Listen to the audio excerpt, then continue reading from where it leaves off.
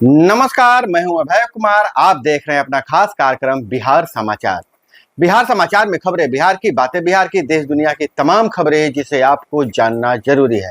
बिहार समाचार में हम खबर लेते हैं सत्ता के गलियारों से, पंचायत के गलियों से और गांव के चौपालों से, जिससे आप रहते हैं अपडेट। तो बिहार समाचार में हम आज बात करेंगे हड़ताली संविदा पर एएनएम कर्मियों को किस पार्टी का मिला है साथ, और वहीं पंचायती राज विभाग का क्या है अपडेट। दिन भर के राजनीतिक हलचल के साथ देश विदेश की तमाम खबरों पर हम ध्यान देंगे। तो पहले देश दुनिया की 10 बड़ी खबरों पर नजर डालते हैं। तो उद्योगपति मुकेश अंबानी के छोटे बेटे अनंत अंबानी और राधिका मर्चेंट की शादी धूमधाम से संपन्न, और इस भारी भरकम शादी में बिहार से भी लालू यादव से लेकर कई लोग शिरकत किए हैं।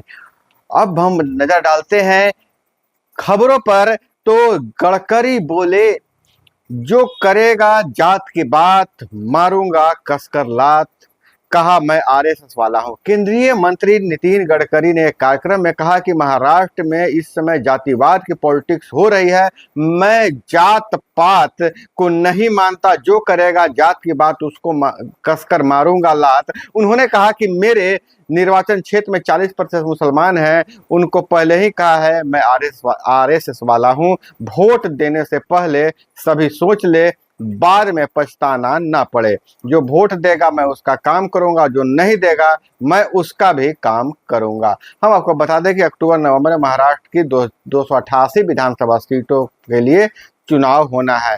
वहीं अनंत राधिका की शादी में लालू परिवार है। एशिया के सबसे अमीर बिजनेसमैन मुकेश अंबानी के छोटे बेटे अनंत अंबानी आज राधिका मर्चेंट के साथ शादी के बंधन में बंध गए। लालू परिवार भी इस समारोह में शामिल हुए। शुक्रवार को सुबह लालू यादव अपने परिवार के साथ चार्टर्ड प्लेन से मुंबई पहुंचे। पटना एयरपोर्ट पर तेजस्वी ने कहा, निमंत्रण आया तो जा रहा हूं। उन्होंने शादी की शुभकामनाएं दी। डिप्टी सीएम विजय सिन्हा ने वीडियो जारी कर लालू और तेजस्वी पर निशाना साधा है। उन्होंने कहा है कि आप लोगों ने चुनाव से पहले उसी उद्योगपति के खिलाफ माहौल बनाया था, उस समय आपको झूठ बोलना नहीं चाहिए था। क्या मुंह लेकर जा रहे हैं। वहीं स्मृति ईरानी के बचाव में आए राहुल गांधी, कहा उनके खिलाफ अपमानजनक भाषा ठीक नहीं है।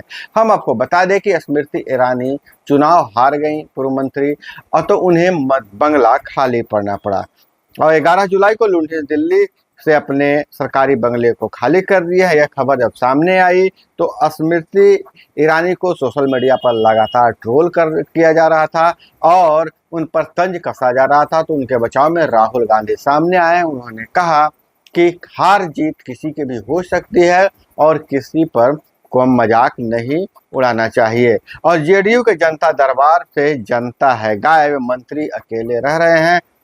आम लोगों की समस्याओं के निदान के लिए मुख्यमंत्री नीतीश कुमार ने बड़ी पहल करते हुए जदयू कार्यकाल में जन सुनवाई कार्यक्रम की शुरुआत कराई थी। इसके तहत हर दिन 2 मंत्री को कार्यालय में रहने की जिम्मेवारी दी गई थी।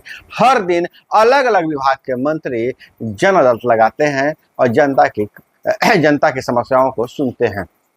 लेकिन अब जनता जिस जन अदालत से दूर हो रही है और कुर्सियां खाली रह जा रही है, मंत्री अकेले बैठे रह जा रहे हैं। वहीं 25 जून संविधान हत्या दिवस घोषित, केंद्र सरकार का ऐलान।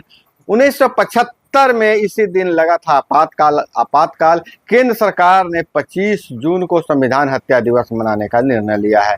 गृह मंत्री अमित शाह ने सोशल मीडिया पर पोस्ट कर इसकी जानकारी दी। सरकार ने इसका गजट नोटिफिकेशन भी जारी किया है। फैसले की जानकारी देते हुए शाह ने लिखा कि 25 जून 1975 को तत्कालीन प्रधानमंत्री इंदिरा गांधी ने अपनी तानाशाही मानसिकता को दर्शाते हुए देश में आपातकाल लगाकर भारतीय लोकतंत्र की आत्मा की हत्या की थी।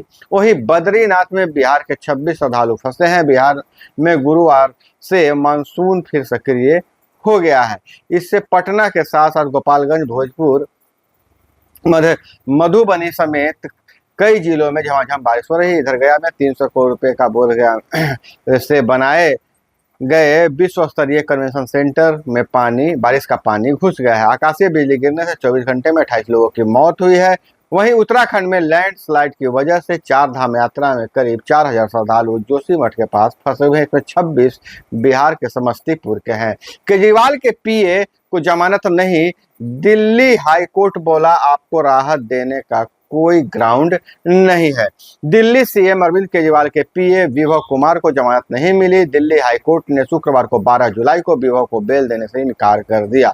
जस्टिस अनूप कुमार मेंद्रिता ने कहा कि आपको जमानत देने का कोई ग्राउंड नहीं बनता है। विभव कुमार पर 13 मई को सीएम आवास पर आप सांसद स्वाति महिवाल से मारपीट करने का आरोप है। उन्हें 18 मई को गिरफ्तार किया गया था।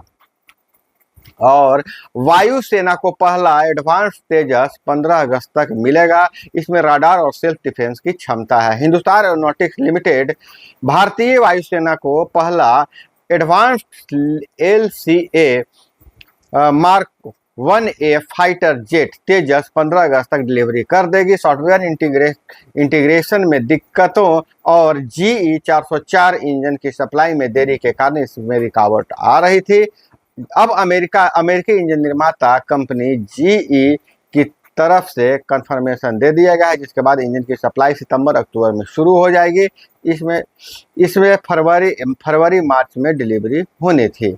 और हाथरस हादसे पर सुप्रीम कोर्ट ने सुनवाई से इनकार किया, कहा हाई कोर्ट में जाएं। सुप्रीम कोर्ट ने हाथरस भगदड़ मामले पर सुनवाई करने से इनकार कर दिया। CJI DY चंद्रचूड़ ने कहा कि घटना परेशान करने वाली है, लेकिन ऐसे मामले में हाई कोर्ट ही पर्याप्त है। कोर्ट ने याचिका लगाने वालों को हाई कोर्ट जाने को कहा है। इस जनहित याचिका में हादसे की जांच की मांग की गई है। 2 जुलाई को दाखिल याचिका में कहा गया था कि जांच के लिए 5 एक्सपर्ट की टीम गठित की जाए।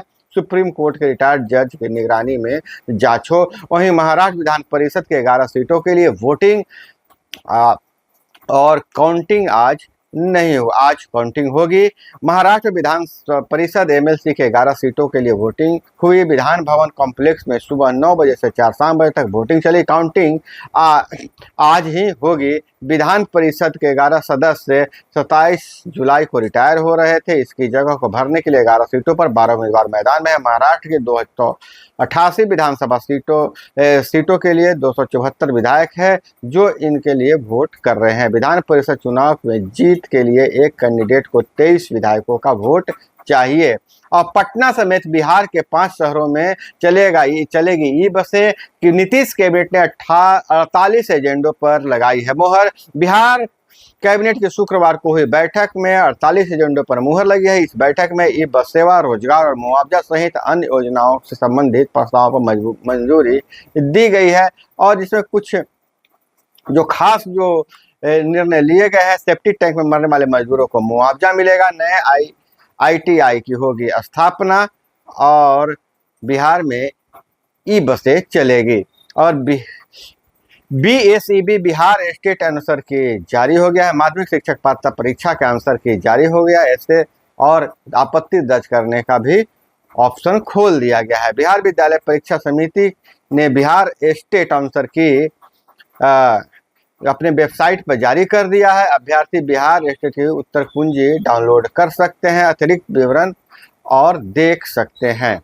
और इधर JDU के जनता दरबार में जनता गायब, मंत्री अकेले।